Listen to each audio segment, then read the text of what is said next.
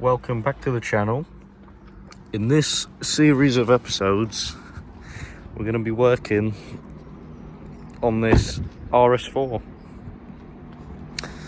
Now, I am filming the intro after the work being done, so it is a bit backwards maybe, but this RS4 has a bit of an interesting story, and that story begins in December when some guys called Thomas asking for advice on trying to fix this RS4 because they had a rattling coming from the engine and they thought it was the timing chains.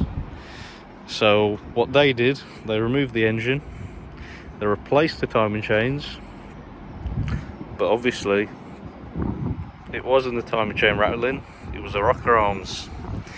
So they removed the engine again for the second time, and they tried to remove the injectors to be able to get the cam carriers off to get down to the rocker arms, but they wasn't able to remove the injectors.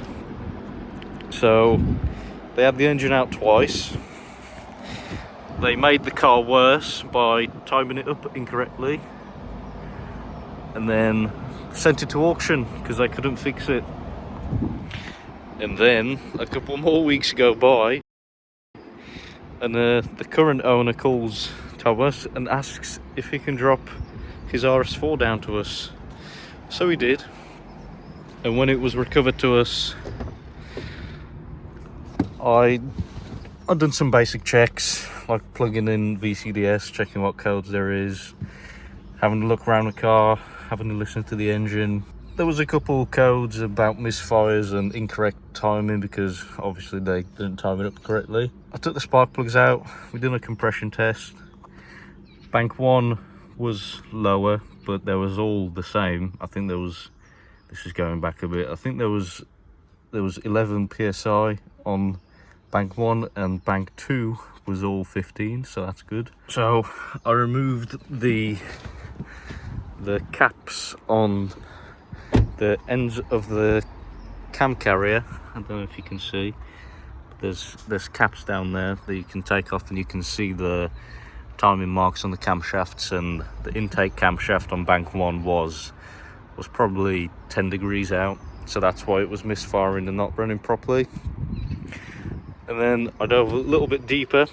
I removed the oil cap, and if you have an inspection camera, you can put it down in there and you can have a look at the rocker arms, and lo and behold, the first rocker arm, the only rocker arm you can actually see, was the one that failed. So from there we told the owner the bad news, and he decided to spend some money and get this RS4 back on the road. So let's rewind a little bit and go to the start.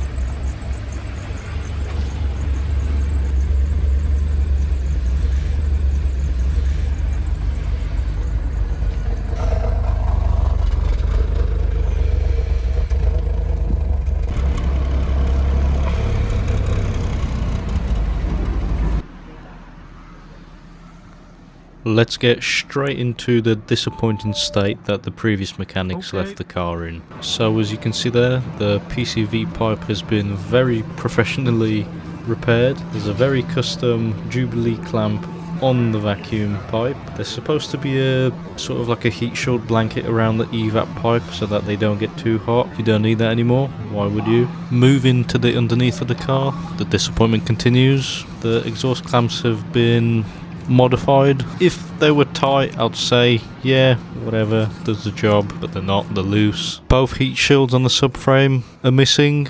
Maybe these guys are onto something. Weight reduction is the way forward. Another custom Jubilee clamp. Later on we will find out why the factory one wasn't holding properly anymore. We've got a pretty substantial amount of oil on the bottom of the engine. Now this is coming from inside of the V. It's dripping down from the top of the engine to the bottom. Now that's not necessarily their fault, and it's probably a good thing that they didn't try to repair it. We've got more broken plastics and things not in the place where they should be. So there's supposed to be a headlight drain right there. And on the other side it's missing as well. Nowhere to be seen.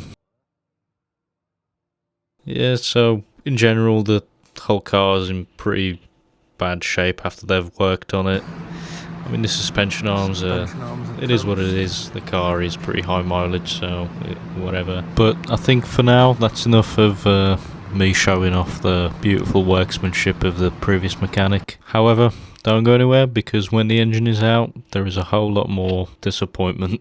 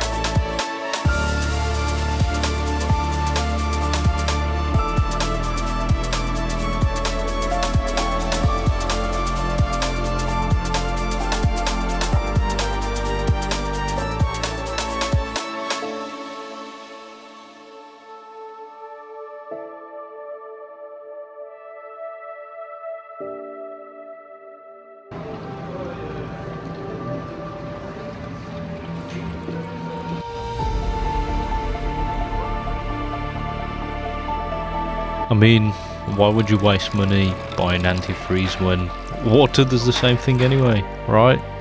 No, I don't think that's how that works.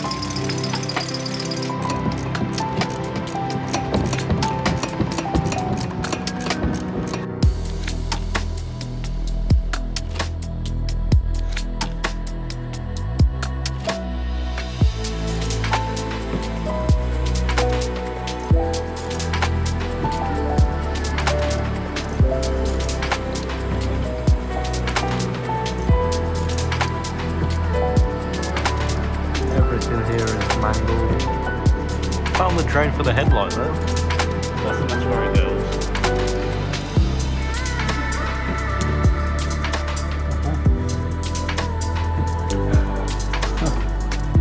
Okay, that's how you disconnect a plug. You rip it off. Nice.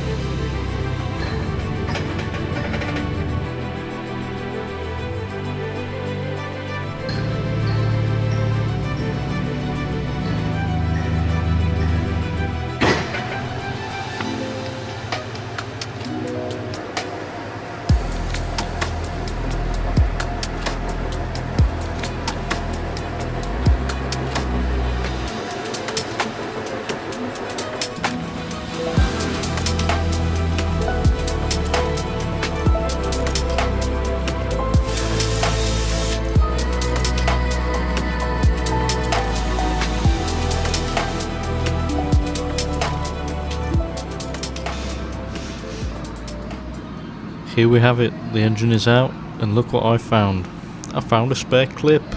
Fantastic. There is supposed to be a plastic bracket that holds that vacuum line in place so it's not flopping about, but it's not there anymore. On the RS's there is an extra wiring loom that's supposed to route underneath the gearbox, but these guys decided to do it their own way. More plastics which are broken. I'm not surprised anymore. And here we have the first of many things which, instead of replacing gaskets, were simply siliconed back together.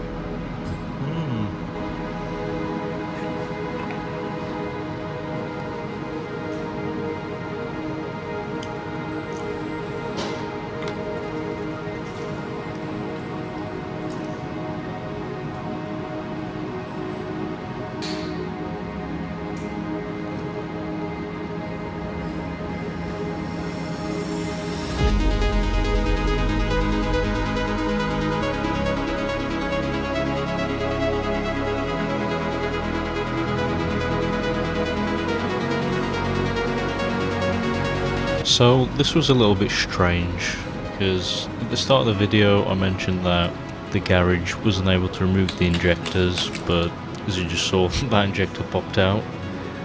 But maybe they tried to remove cylinder 1 injector and they couldn't get it out, and whatever they used, whether it was WD, brake cleaner, whatever it was, it ended up melting the rubber around the injector, and it was an absolute pain to remove.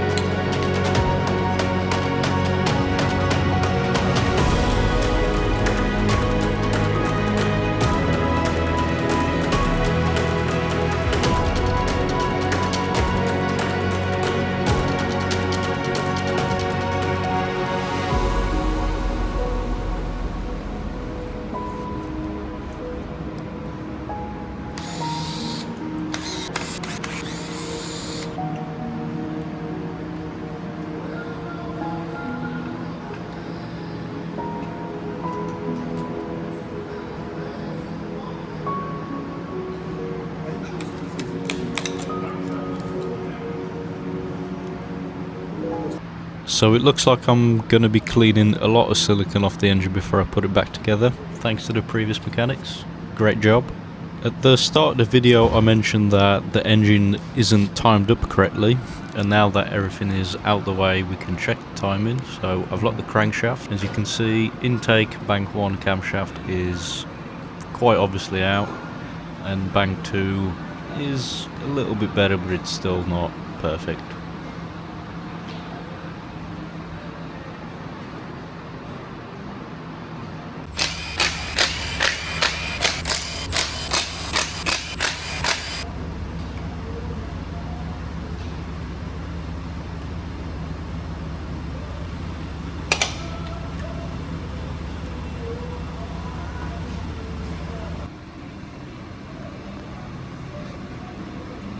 I guess the previous mechanics did try their best to time it up correctly by putting red marker everywhere, but that didn't help them in the end.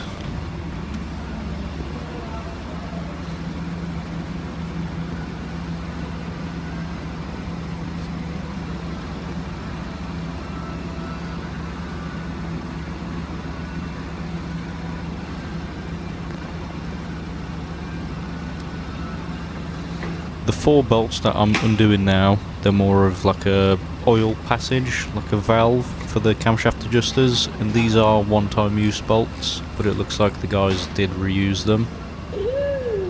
So as you can tell by my reaction, the camshaft adjusters are in pretty bad shape. So the previous guys did replace the timing chains, and they tried to save a bit of money by not replacing the adjusters, because these are around £300 each. So if you got 4 of them, it does add up pretty quickly.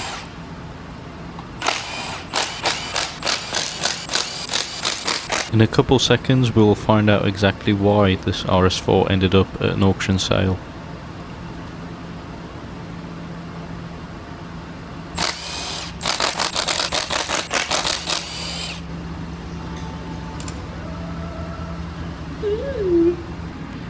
Adjustable timing.